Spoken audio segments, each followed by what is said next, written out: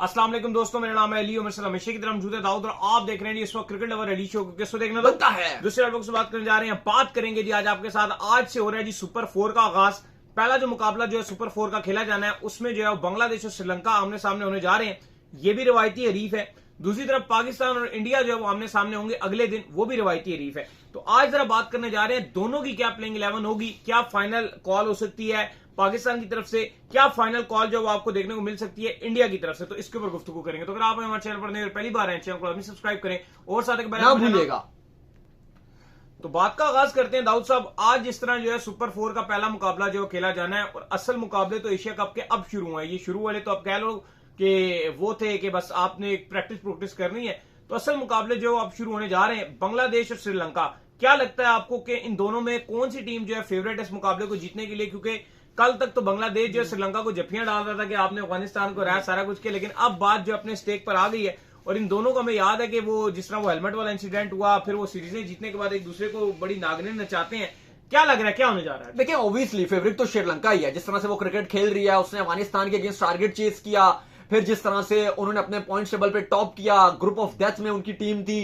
उनके पास सब कुछ नजर आता है, स्पेशली उनके पास बैटिंग में डेप्थ है। उनके दो फास्ट बॉलर्स जो खेलते हैं वो आपको तुषारा और चमीरा वो आपको परफेक्ट नजर आ रहे हैं। पथिराना की वो जगह नहीं बन पा रही। स्पिनर वो हर मैच में डिफरेंट ट्राई करते हैं, कभी तिक्षाना को खिला देते हैं, कभी वेलेडगे को खिला देते हैं, कभी जो है वो उनके पास हसरंगा लगातार खेल रहे हैं। फिर उनके पास बैटिंग भी कमेंडू की सूरत में और शनाका की सूरत में लेट द ऑर्डर भी बैटिंग कैपेसिटी बहुत अच्छी है। तो ऑब्वियसली फेवरेट आपको श्रीलंका नजर आ रहा है। लेकिन अब देखो, सुपर 4 ऐसा है ना कि नॉकआउट मैचेस है।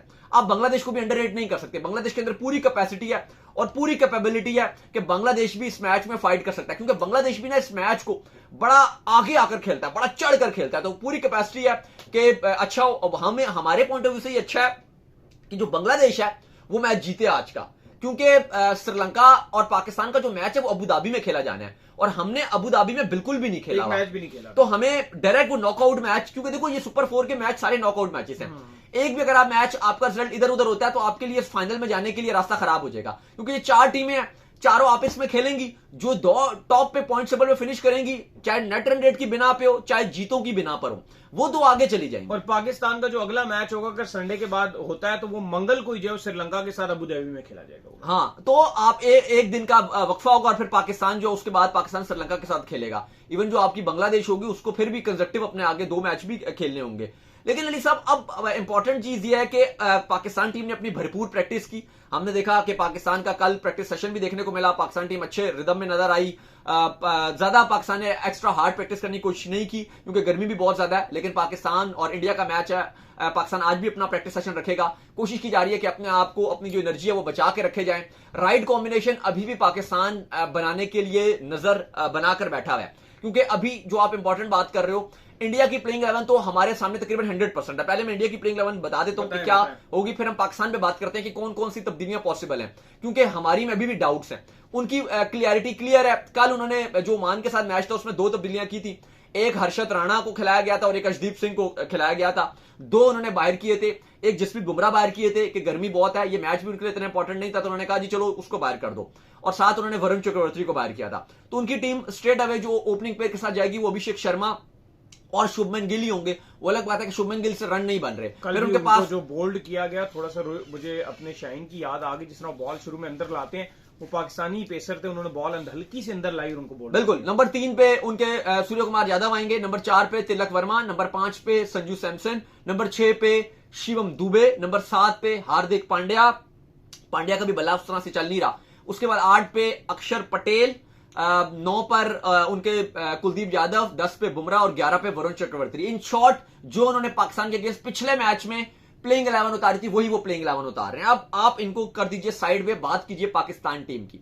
पाकिस्तान टीम का जो अब सवाल यहां पर यह है कि हमारा सबसे बड़ा जो मसला है अली साहब वो है हमारी बैटिंग। ऐसा ही है, बैटिंग हमारी अच्छी नहीं चल रही।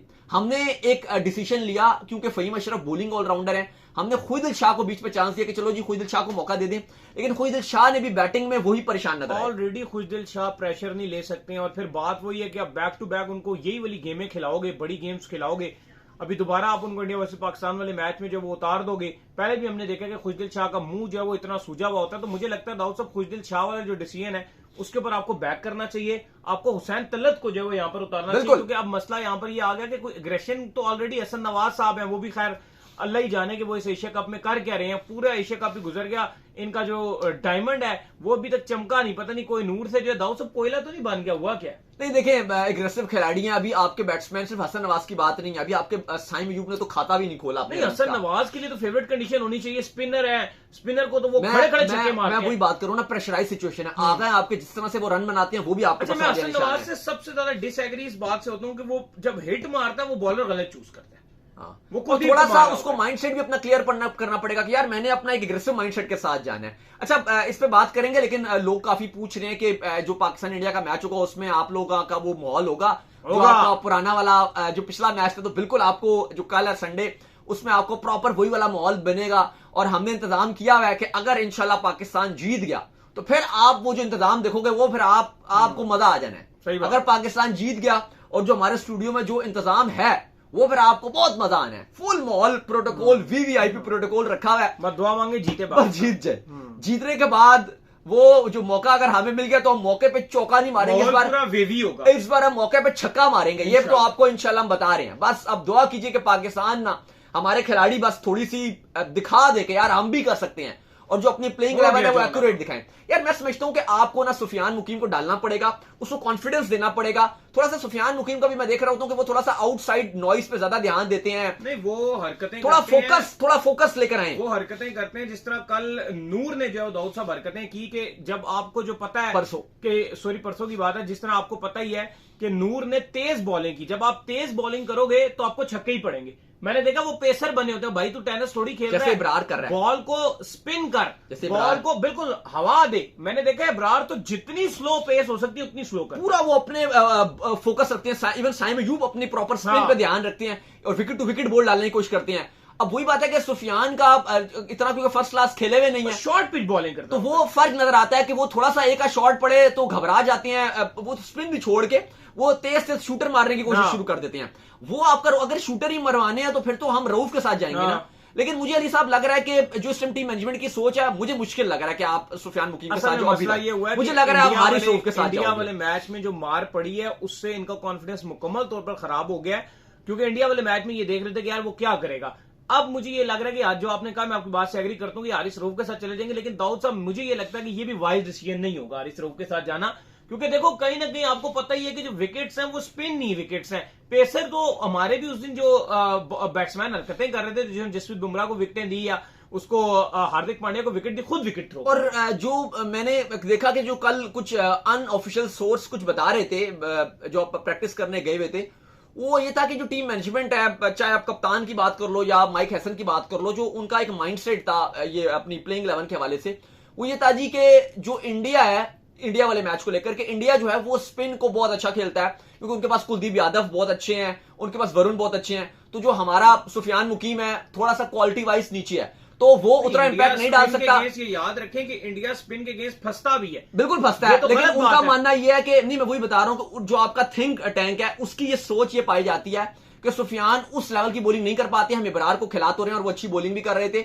उनका माइंडसेट यह है कि हम अपनी स्ट्रेंथ, हमारी पेस बॉलिंग है, और जो हारिस रऊफ है वो इंडिया के अगेंस्ट उनका रिकॉर्ड भी अच्छा है, सूर्य कुमार यादव को भी तंग करते हैं, तो हम उनके साथ जाएंगे। लेकिन बात हुई है कि अगर आप पेसर को अगर आप देख रहे हो, जो यूए की डेड विकेट्स हैं, गर्मी है, पता नहीं कितना क्या रोल करेंगे।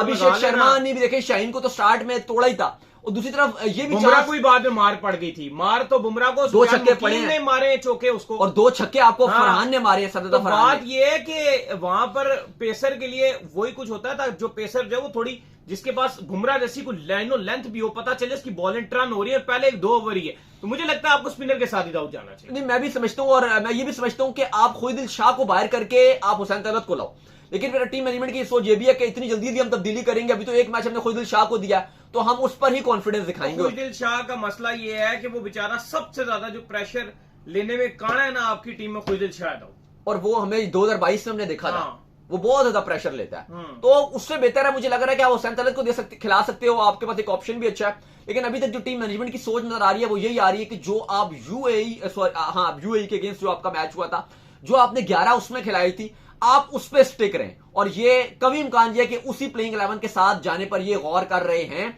कि जो हमने लास्ट यूएई के साथ खिलाई थी उस पर ही जाई जाए। कोई बहुत अगर इन्होंने कोई फैसला किया तो ये अगर प्रेशर भी बना, या इन्होंने आज भी, क्योंकि पाकिस्तान की प्रैक्टिस है शाम को, और अगर इन्होंने प्रेस कॉन्फ्रेंस भी है, और अगर बहुत कोई इन्होंने डिसीजन लिया तो फिर शायद ये ले सकते हैं कि सुफियान मुकीम को जो है वो 11 में डाल सकते हैं, अगर कंडीशन को देखा कि नहीं जी स्पिन हो रहा है। राणा जी की तो पक्की छुट्टी हो। हाँ, वो लग रहा है खुद दिल शाह उनकी जगह खेलेंगे। राणा जी के की इम्कान बहुत पक्की कम नजर आ रहे छुट्टी हैं। होगी। राणा जी की कोई वापसी का ये चांस पाकिस्तान अपनी 11 जो है वो अगेंस्ट है इंडिया उतारने के इस टाइम अपने माइंड में। वैसे तो अभी तक जो आपकी अपडेट्स आए वो टीम मैनेजमेंट कह रही है कि अभी हमने कोई हतमी फैसला नहीं किया। अगर आप पूछो, किसी से भी पूछो, कोई आपको मिल जाए टीम मैनेजमेंट का बंदा, वो कहता है कोई अभी फैसला नहीं किया गया, ये हम कल आपको बताएंगे मैच से पहले। तो अभी हम सारे, हमें पता है ना उनकी साइकिल। हाँ, वो बात है कि उनका माइंड पता है। अच्छा, एक दाऊद ये भी डिस्कशन चल रही है, एक हल्का ये भी बात कर रहा है कि भाई आपके जो साहिबजादा फरहान है वो भी इतना खास कुछ नहीं कर रहे हैं। साइम अयूब स्पेशली जो कह रहे हैं कि वो इतना खास कुछ नहीं कर रहे हैं। तो क्या हम ये कर सकते हैं कि हम जो है वो हारिस को और जो साहिबजादा फरहान है उनको ओपनिंग करा दें, या फखर को ओपनिंग करा दें? यार मैं ये जरूर चाहता हूं, मैं ये जरूर चाहता हूं कि अगर आप साइम के लिए थोड़ी गेम हल्की करें। अगर आप कुछ नहीं कर रहे हैं, और दूसरी बात एक और भी है कि यार फेस के लिए साइम क्यों चला जाता है? नहीं, इस पिछले मैच में तो वो साहिबजादा फरहान, लेकिन नॉर्मली साइम चले जाती है ना फेस करने के लिए। मैं आपसे सिर्फ इसलिए बात ये कर रहा हूं कि यार जितना प्रेशर साइम अयूब पे बन गया है ना, बेहतर यह है कि आप हारिस या फखर किसी को भी, चलो हारिस को भेज दो, मैं फखर को इसलिए नहीं कह रहा कि फखर नीचे से आके वो तो रन बना देता है। अब हारिस अगर 3-4 पे आता है वो तो वैसे ही ठोस हो जाता है। तो चलो अगर उसका स्लॉट है ना ओपनिंग लाइक करता है, तो आप फरहान और आप ये मोहम्मद हारिस से ओपनिंग कराओ। मैं सिर्फ इसलिए बात करूं, कोई और रीजन नहीं है, कि ताकि आपका जो साइम अयूब है वो थोड़ा सा कॉन्फिडेंट ले ले, थोड़ा सा वो कॉन्फिडेंस उसके पास आ जाए। वो भी इसको भी चाहिए कि यार तीन मैच में 3-0 वो हवाई फायर मारता, थोड़ी बल्ले से कुछ 2-3 सिंगलें लास्ट 6 मैच T20 मैचेस में 4-0 है, और एशिया कप में रन ही नहीं बना यार, एक भी रन नहीं बना। एक रन तो अगर आप इस पोजीशन में खेलेंगे तो फिर इंडिया वाले मैच में तो इंडिया आपको कॉन्फिडेंस नहीं लेने देगा। अगर आप असूली देखो, अगर साइम अयूब बॉल ना डालते होते तो आप 1 सेकंड भी ना लेते हो साइम अयूब को बाहर कर देते। वो इसलिए कि उनके लिए भी ये बड़ी बेहतरी थी, ये नहीं कि उनमें कोई बहुत बुराई है या वो आगे कुछ नहीं करेंगे, इसलिए उनकी जगह तो शुक्र है बॉलिंग से बची पड़ी हुई है। कि वो इंडिया वाला मैच आपके लिए बड़ा इंपॉर्टेंट है। और जो साइम अयूब है जब वो इतना परेशान हुए हैं तो इंडिया वाले मैच में तो होता ही प्रेशर है, तो थोड़ा सा उनको कॉन्फिडेंस चाहिए। तो वहां पे आप स्ट्रेट अवे साइम को बाहर करके आप हुसैन तलत को टीम में डाल सकते थे, लेकिन अब चूंकि वो बॉल डालते हैं, आपको बॉलिंग में आप उनसे पे बड़ा डिपेंड करते हो, इसलिए अभी आप उनके पास ही रिलाई करोगे। लेकिन मैं बिल्कुल ये चाहूंगा कि आप साइम को नंबर 3 पे भेजो। अब 3 पे होता यह ना कि जब एक आपके ओपनर बैटिंग कर रहे हैं तो थोड़ा सा उसको भी कॉन्फिडेंस आ जाएगा। और साइम अयूब एक अच्छा खिलाड़ी है, उसने जो ऑस्ट्रेलिया में करके दिया है, साउथ अफ्रीका में करके दिखाया है, हमें पता है कि वो बहुत कुछ कर सकता है, सिर्फ कॉन्फिडेंस की कमी, और एक टाइम पे हो गया था। अब्दुल्ला शफीक ने भी 3 डक्स लिए थे, लेकिन अब्दुल्ला शफीक अभी भी किसी से पूछो कहेगा यार क्लासी बैट्समैन। नहीं, साइम अयूब के साथ भी तो कितना बुरा हाल चल गया था जब बाबर रिजवान ओपनिंग कर रहे थे, इसको 3 पे खिलाते थे।